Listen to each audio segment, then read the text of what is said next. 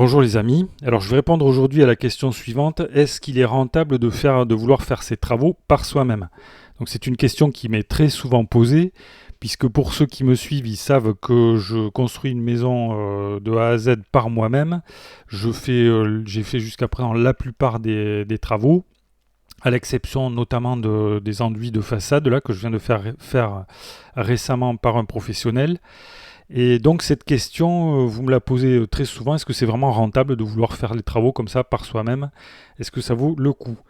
Alors je vais essayer d'apporter quelques éléments de réponse, mais je peux dire tout de suite que on ne peut pas donner une réponse universelle à cette question de la rentabilité, parce que ça dépend un peu de chaque personne, ça dépend un peu de vous, quoi.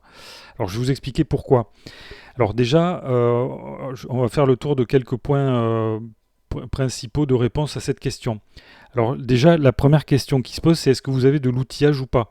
Parce que moi, j'ai commencé mes travaux dans ma maison avec rien. Donc il a forcément fallu pour faire les travaux que j'achète de l'outillage. Donc c'est un premier surcoût. D'accord, puisque si vous avez... Alors par exemple, pour ma maison, j'ai dû acheter au moins 5 ou 6 000 euros de matériel. Puisqu'il faut toutes sortes de matériel, des perceuses, enfin tout ce qu'on voudra, quoi, des bétonnières, brouettes, etc. Et donc c'est déjà un surcoût.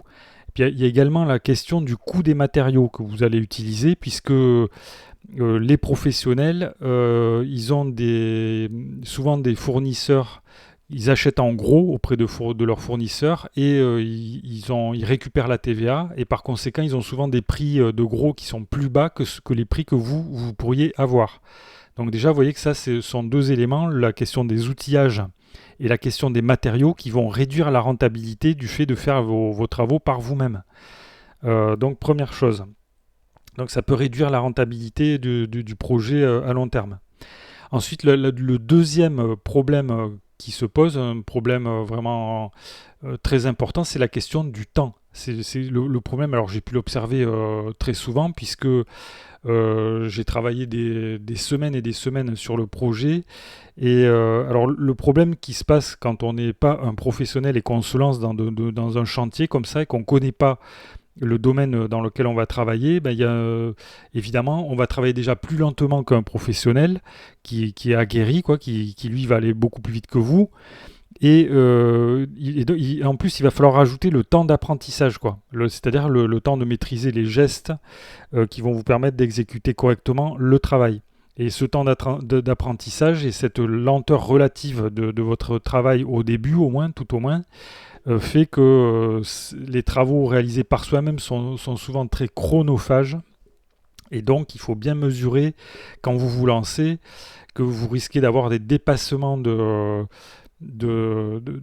calendrier, on va dire, qui peuvent au final en fait réduire considérablement la rentabilité du fait de faire vos travaux par vous-même. Et c'est d'autant plus vrai si vous avez vous-même des compétences à forte valeur ajoutée dans d'autres domaines. Je ne sais pas si vous êtes ingénieur informatique ou si vous travaillez dans, je sais pas, dans l'aéronautique, que vous êtes payé 80 euros de l'heure. Est-ce bien raisonnable de vouloir faire des travaux par soi-même alors que vous pourriez payer quelqu'un 20 euros de l'heure? Non, la réponse c'est non, quoi. Donc, est-ce que le mieux, c'est pas de se concentrer sur votre domaine d'excellence et de déléguer et de faire par des professionnels les travaux, le cas échéant? Ou alors, peut-être, vous avez envie de faire quand même des travaux, même si vous avez des compétences à forte valeur ajoutée, peut-être pour X ou Y raison, peut-être une envie de faire du concret. Pour les gens qui sont tout le temps sur un ordinateur, c'est possible aussi. Mais c'est pas. Là, on sort de la question. Là, on est plus sur une question de rentabilité, mais de motivation pour faire un travail manuel, quoi, en gros.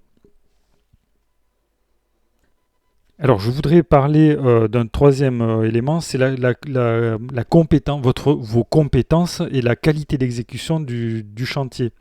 Puisque le problème qui peut se poser, c'est que bon, si vous vous lancez dans un domaine sur lequel vous n'avez pas de compétences, vous risquez de faire des erreurs, en fait, des erreurs d'exécution, et peut-être qu'il va falloir réparer ces erreurs. Et si vous devez faire appel à un professionnel pour réparer vos erreurs, ben, ça, évidemment, ce sera plus rentable, quoi, puisque non seulement vous aurez perdu du temps, bon, vous aurez peut-être au passage appris des choses, mais enfin, ça fait cher l'apprentissage. Et en plus de ça, non seulement vous aurez perdu votre temps, mais vous devrez payer en plus un professionnel pour réparer ce que vous avez mal fait. Donc ça, c'est quelque chose qu'il ne faut pas du tout prendre à la légère. Si vous voulez faire vos travaux par vous-même et que vous voulez être rentable, il ne faut pas surestimer en fait ses capacités. Il faut bien essayer d'estimer bien en amont en fait les possibilités, ce que vous pouvez, ce que vous êtes capable ou pas de faire, et d'envisager l'échec. L'échec dans votre chantier. Si vous n'arrivez pas à faire telle ou telle tâche, à un moment donné, vous ferez appel à un professionnel et dans ce cas-là, il n'y aura plus de rentabilité, quoi. Alors c'est d'autant plus vrai le problème des erreurs de construction dans des domaines de construction qui sont un petit peu complexes, par exemple l'électricité.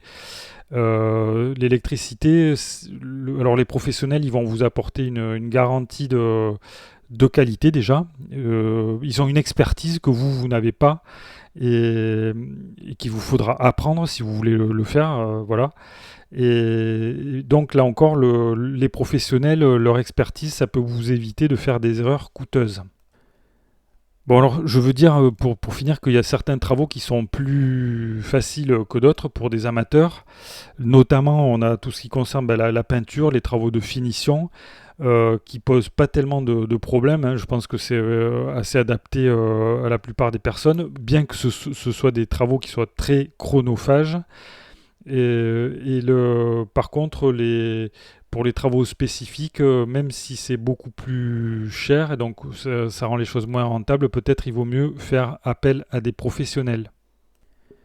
Bon, alors pour conclure, qu'est-ce qu'on peut dire? On peut dire que, comme j'ai dit tout à l'heure, est-ce que faire des travaux par soi-même, c'est rentable? Oui, ça peut être rentable. Moi, dans mon cas, c'est rentable, ça vaut la peine, puisque je construis une maison, j'aurais pas pu la faire, puisque là, j'ai dépensé à peu près 600 euros du mètre carré, alors qu'une maison neuve, si vous la faites construire, ça sera plutôt entre 1500 et 2000 euros du mètre carré. Donc ça peut être rentable, mais ça peut être aussi risqué. Vous pouvez faire exploser la rentabilité, la faire disparaître complètement si ça devient trop chronophage et si vous consacrez trop de temps au chantier. Et ça peut aussi, vous pouvez complètement détruire la rentabilité du fait de faire les travaux par vous-même si vous vous lancez dans des travaux pour lesquels vous n'avez pas les compétences et sur lesquels vous faites des erreurs, auquel cas il vous faudra faire intervenir des professionnels pour réparer vos erreurs. Donc, réponse oui, ça peut être rentable de faire les travaux par soi-même.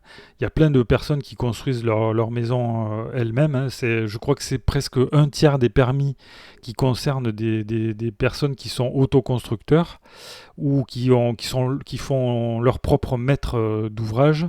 Donc il y a beaucoup de personnes qui le font, mais c'est pas sans risque. Et ce qui est rentable au départ peut devenir pas un gouffre, mais la rentabilité qu'on perçoit au premier abord, en fait, elle peut disparaître en cas d'erreur, quoi. Voilà. En cas d'erreur et en cas de lenteur d'exécution du chantier.